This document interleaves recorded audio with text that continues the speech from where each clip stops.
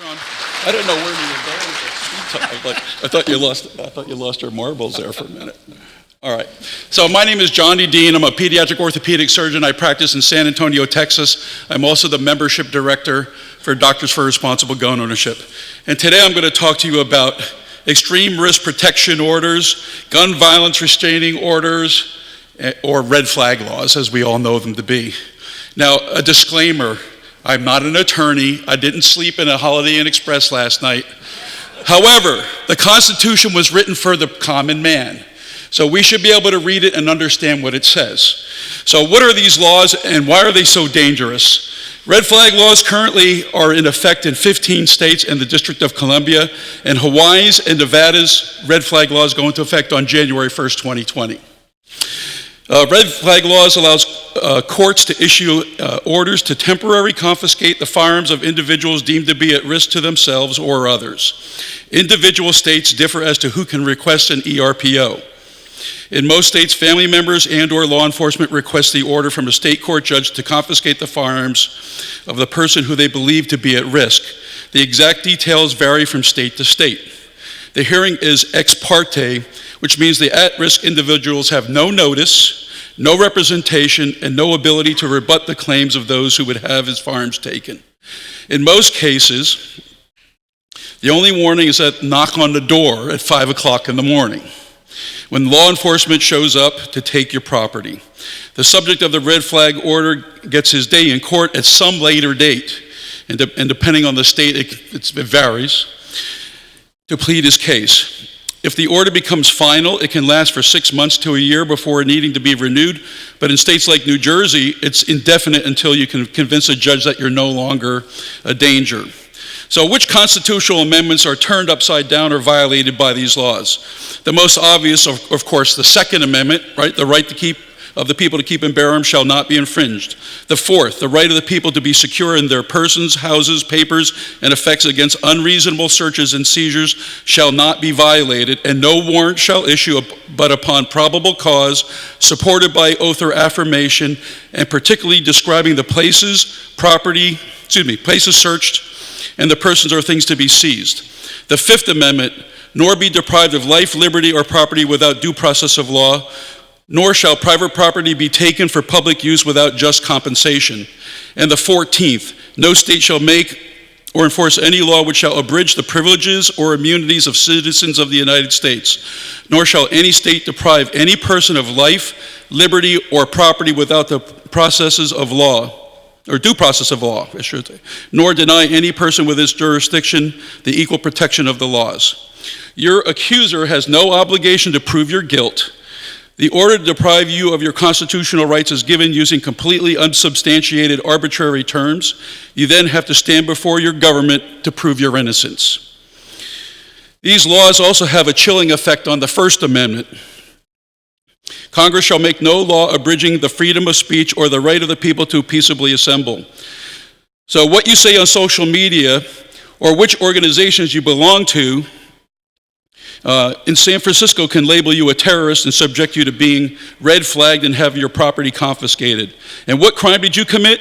The exercise of a constitutionally protected right. Since these proceedings fall under civil rather than criminal law, your Sixth Amendment protections are bypassed. Think about that.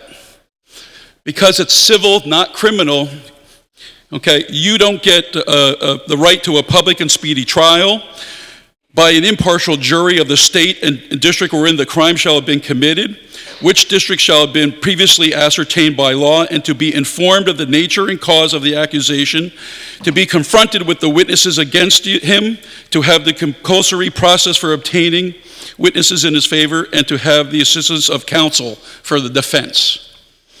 Okay, so they've taken that all away from you because it's a civil process. Okay. The Seventh Amendment states that in suits at common law, where value in controversy shall exceed $20, the right to trial by jury shall be preserved. However, the civil proceedings against the individual exceeds $20 in value. How much are your firearms worth? Does anybody own a gun that's worth less than $20? No, okay? So why no trial by jury? The judge has sole jurisdiction over you. Of one person, your fate is in their hands, right? So that's not good. The Eighth Amendment reads, excessive bail shall not be required, nor excessive fines imposed, nor cruel and unusual punishments inflicted. Is not having your property seized without trial or due process excessive? Is it not excessive fine to have to pay an attorney $10,000 to $20,000 to get your property back, even though you committed no crime? These laws turn innocent until proven guilty on its head. They impose unreasonable search and seizure and deny due process. They deny trial by jury and punish the innocent person before they are found guilty of a crime. Instead, the punishment happens before any criminal conviction or adjudication of mental incompetence. The ex parte nature of the original hearing only presents one side of the argument. Is there a police investigation to confirm the complaints of the person asking for the ERPO? No. Many FRAG laws hold the complainants harmless from any civil damages, even when the claims are false. Some states even deny rules of evidence, so they don't even have to follow rules of evidence in order to go after you. These laws bypass the processes that already exist. They take away firearms but not address the potential self-destructive or criminal behavior of the person subject to the ERPO. There are civil commitment processes in place in every state for people to be evaluated by a mental health professional for a limited period of time. During the confinement, a psychiatric evaluation can be done in order to ascertain if they are truly a danger. They can then be adjudicated as being a danger or not with all due process. This has the added benefit of getting help for those who need it while separating the person from all dangerous weapons. If there is criminal intent, the person can be arrested and be charged with a crime. They can then be tried with all their constitutional protections in place. In any event, due process is preserved. Let's look at the practicalities of the ERPO system.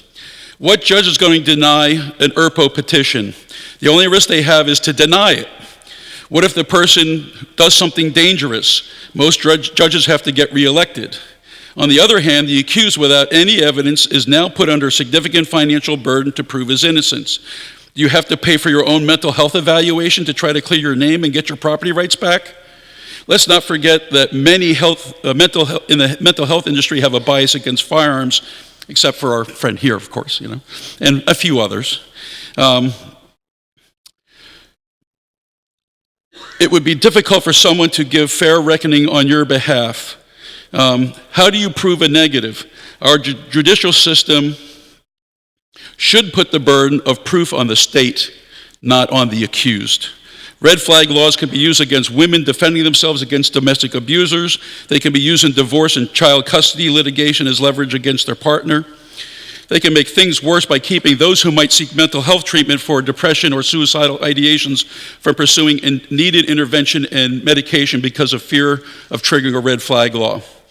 And then who is responsible for preserving your property during the ERPO? Police departments have been known to damage or destroy seized firearms. You may never get your property back. You will not be compensated for the value of seized property. And to add insult to injury, you may be charged a storage fee. Okay? On top of all that stuff. So red flag laws deprive you of your right to keep and bear arms. They subject you to unreasonable search and seizure. They deprive you of due process of law and deprive you of property without just compensation. They remove your rights to speedy and public trial and impartial jury of your peers. You are not accused of a crime and cannot confront your accusers.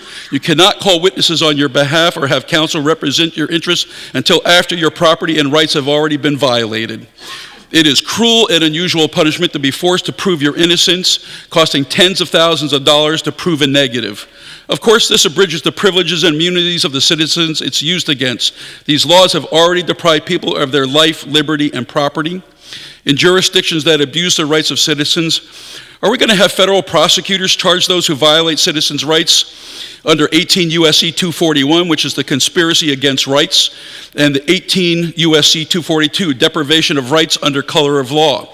We're still waiting. Instead, Senator Rand Paul recently has proposed what he calls a purple flag law. And so what he does is when an accusation is made, instead of seizing the firearms, they confiscate the person, and they put them in, and they get them evaluated and get treatment if they need it. Also, the second provision is that if the accuser, if it's known to be false, that person goes to a jail for a year, and then they're named in a $1 million civil lawsuit for damages, okay? And even in the case where the accusation is well-founded, they're going after the person, not the guns. And so those people can be put behind bars and then can have their day in court and have a trial. Okay, so it's obvious to me that those who create red flag laws are not interested in public safety. They only want another mechanism of firearms confiscation and to create more prohibited persons. Okay, and we do have a position paper about this subject at drgo.us. I recommend you take a look at it.